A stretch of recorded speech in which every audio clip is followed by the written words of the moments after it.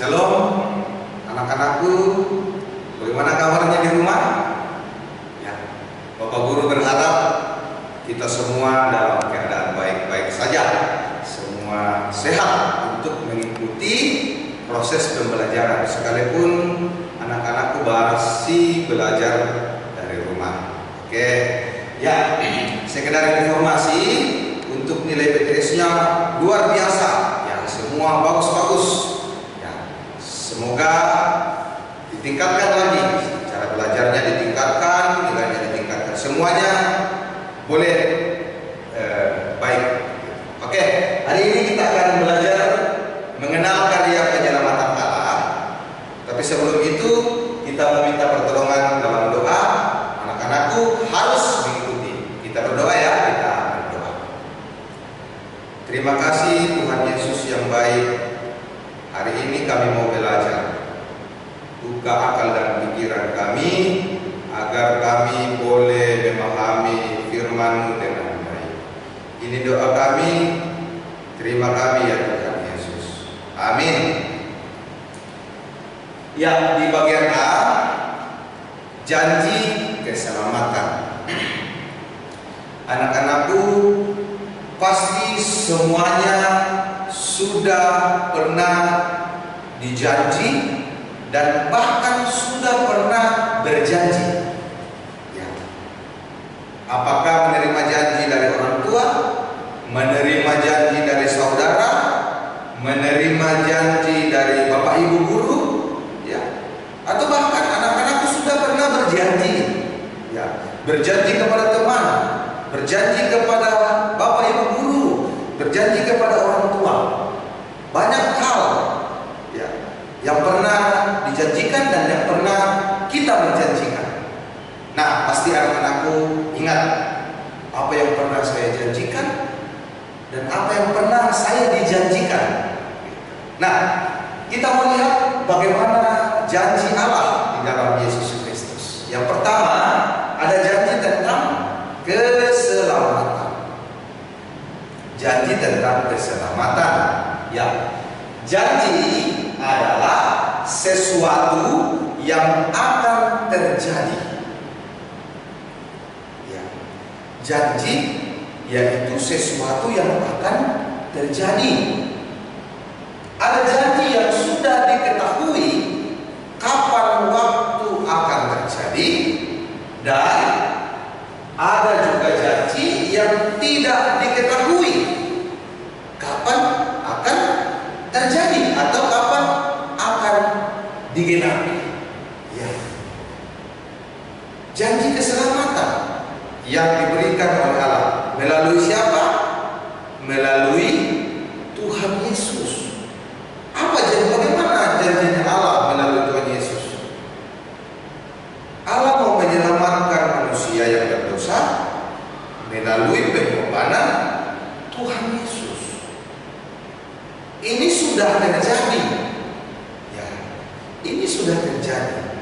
Ada janji menurut Alkitab, ada janji yang juga kita tidak tahu kapan akan terjadi, kapan akan digenapi. Apa itu anak-anakku sekalian? Yaitu janji tentang kedatangan Yesus Kristus yang kedua kali. Ini belum diketahui, belum kita tahu pasti bahwa kapan akan terjadi dan kapan akan digenapi. Ya. Jadi ada janji yang kita sudah tahu dan ada janji yang kita belum tahu. Begitu halnya dengan ketika manusia berjanji kepada kita, ketika orang tua berjanji kepada kita, ketika saudara berjanji kepada kita, ketika teman berjanji kepada kita. Kita belum tahu.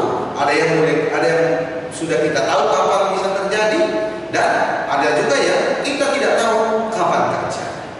Gitu. Ya. Nah, janji yang pasti hanya datang dari Allah yang tidak pernah, maaf ada tulisan sedikit salah, tidak pernah ingkar janji. Ya.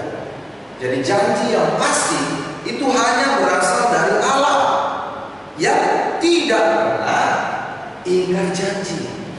Ia adalah setia dan tidak pernah berdusta. Allah Tuhan Yesus itu berjanji dengan sungguh-sungguh. Tidak pernah dia berdusta, tidak pernah dia ingkar. Tidak sama seperti manusia yang berjanji. Nah, manusia berjanji kadang-kadang mengingkari, pura-pura lupa lah, pura-pura tidak tahu, ya. Nah, jika Allah yang berjanji, Ia akan menggenapi pada waktu yang sudah ditentukannya sendiri. Mungkin ada anak-anakku yang bertanya, saya pernah dijanji oleh orang tua mau dibelikan handphone, mau dibelikan sepeda, mau dibelikan dan sebagainya. Tapi kenapa sampai sekarang belum? Itu janji manusia. Beda dengan janji Allah. Allah akan menggenapi janjinya pada waktu yang sudah Dia tentukan sendiri. Jadi hanya Allah yang tahu kapan Dia menggenapi janjinya kepada manusia. Ya. Jadi kadang-kadang janji Allah itu kita tidak sadari itu terjadi dalam kehidupan kita. Kemudian di bagian B ada janji atau pengertian janji dalam perjanjian lama. Ya. Dalam kitab Kejadian pasal 12 ayat 1 sampai 3, ya. Nanti anak-anakku ambil Alkitabnya, silakan dibaca yang lebih jelas, ya. Jadi di sini ada janji Allah kepada Abraham. Di ayat yang pertama, firman Tuhan kepada Abraham, "Pergilah dari negerimu dan dari sanak saudaramu dan dari rumah bapamu ini ke negeri yang akan kutunjukkan kepadamu." Kenapa Abraham disuruh pergi, meninggalkan negerinya, meninggalkan sanak saudaranya, meninggalkan rumah bapaknya? Karena ada janji Allah. Apa janji Allah? Aku akan membuat engkau menjadi bangsa yang besar, ya, menjadi bangsa yang besar dan memberkati engkau. Ini janji Allah kepada Abraham, menjadikan Abraham sebagai bangsa yang besar.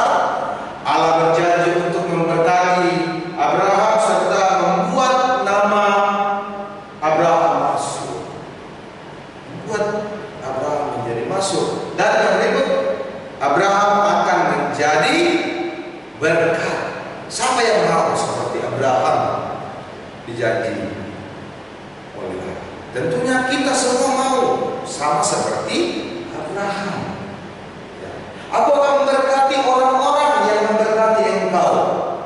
Di ayat yang ketiga, dan mengutuk orang-orang yang mengutuk engkau. Dan olehmu semua kaum di muka bumi akan mendapat berkat. Sungguh luar biasa janji Allah kepada Abraham. Ya, dalam kitab Kejadian pasal 12 ayat 1 sampai 3. Bagaimana Allah disuruh, Abraham disuruh pergi, meninggalkan negerinya, meninggalkan sanak saudaranya, meninggalkan rumah bapaknya, pada negeri yang ditunjukkan Allah. Allah berjanji supaya Abraham menjadi bangsa yang besar, menjadi namanya menjadi masyhur, menjadi berkat bagi semua orang. Ya. Nah, janji dalam perjanjian lama itu menggunakan kata berit. Ya, kata berit artinya perjanjian. Ya. Jadi dalam perjanjian lama, kata yang digunakan untuk menjelaskan kata janji itu adalah berit, yang artinya perjanjian. Sebelum peristiwa air bah, ini anak-anakku pasti sudah tahu cerita tentang Nabi Nuh, ya. Sebelum peristiwa air bah, Allah telah mengadakan perjanjian dengan Nuh. Apa janjinya? Bawalah ikut serta anakmu sepasang dari setiap hewan peliharaan. Kesepakatan janji Allah bukan hanya untukmu. Dalam janji itu Allah sendiri yang bekerja untuk menyelamatkan kelangsungan hidup manusia dan ciptaan yang lain. Ini janji Allah. Sekalipun Allah memberi cobaan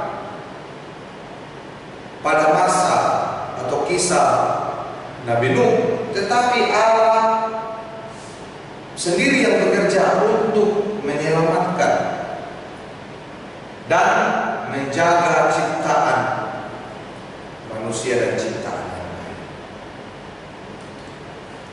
Nah, kemudian di poin C ada janji dalam perjanjian baru.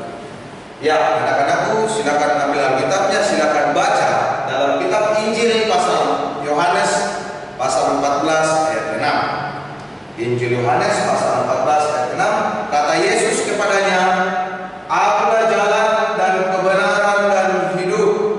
Tidak ada seorang pun yang datang kepada Bapa kalau tidak melalui Aku." Ini janji Allah melalui Yesus Kristus. Jadi hanya ada satu jalan sampai kepada Bapa, hanya melalui Yesus Kristus. Ya, itulah janji keselamatan yang diberikan oleh Allah melalui Yesus Kristus menurut kesaksian Injil Yohanes pasal 14 ayat 6. Nah, janji dalam perjanjian baru itu dikaitkan langsung dengan kasih karunia Allah melalui atau lewat Yesus Kristus. Ya, janji Allah itu melalui kasih karunia. Kasih karunia Allah melalui Yesus Kristus. Nah, semua janji Allah itu mencapai puncak penggenapannya dalam diri Yesus Kristus. Penggenapan janji Allah itu hanya ada di dalam Yesus Kristus. Salah satu bukti bahwa Allah menepati janji itu melalui pengorbanan Yesus Kristus di kayu salib untuk menyelamatkan dosa-dosa manusia. Ya, kemudian yang terakhir, tujuan penyelamatan. Nah, apa tujuan penyelamatan yang Allah rancangkan melalui Yesus Kristus? Karya penyelamatan ini Allah kerjakan untuk manusia. Ya, tujuannya adalah menyelamatkan manusia. Jadi karya penyelamatan Allah lakukan sendiri. Untuk siapa? Untuk manusia. Tujuannya untuk menyelamatkan manusia. Allah menjanjikan kehidupan yang baru kepada bangsa Israel atau kepada kita sekarang umat-umat pilihan atau biasa disebut sebagai Israel baru. Ya, semua itu sudah digenapi oleh Yesus Kristus. Ya, janji penyelamatan dari Allah, karya penyelamatan Allah itu sudah digenapi di dalam Yesus Kristus sebagai Tuhan dan Juru Selamat. Jadi anak-anakku sekalian, kita harus yakin dan percaya bahwa pengharapan itu hanya ada di dalam Yesus Kristus. Karena janji Allah itu janjinya teguh dan tidak pernah berubah. Penggenapan janji Allah, Allah sendiri yang tahu dan merancangkannya kapan tiba waktu. Nah, beberapa kisah penyelamatan Allah atau janji-janji Allah dalam Alkitab yang disaksikan oleh Alkitab, yang pertama itu dalam Kejadian pasal 42.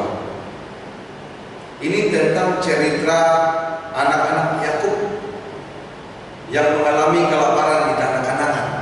Nanti anak-anak baca sendiri bagaimana Allah melepaskan bangsa Israel dari kelaparan. Ya.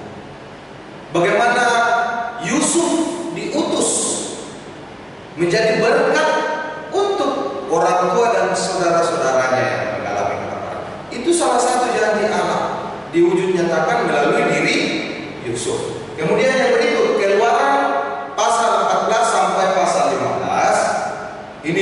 sungguh luar biasa. Pasti anak-anakku sudah tahu cerita bagaimana bangsa Israel dibebaskan dari tanah perbudakan, yaitu tanah Mesir. Nah, banyak hal, banyak contoh lagi yang anak-anakku bisa pelajari di lingkungan sekitar kita, dari televisi, dari apa saja yang menjadi karya-karya penyelamatan Allah melalui diri Yesus Kristus.